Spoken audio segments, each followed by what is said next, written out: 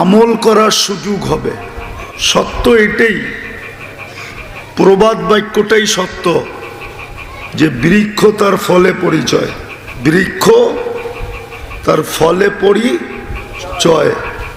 ঠিক আমাদের জীবনটা এমনই, যেই ছোট জীবনটা আল্লাহ আমাদেরকে দিচ্ছেন আর শত ধরনের শ্রেষ্ঠত্ব দিয়া দিছেন।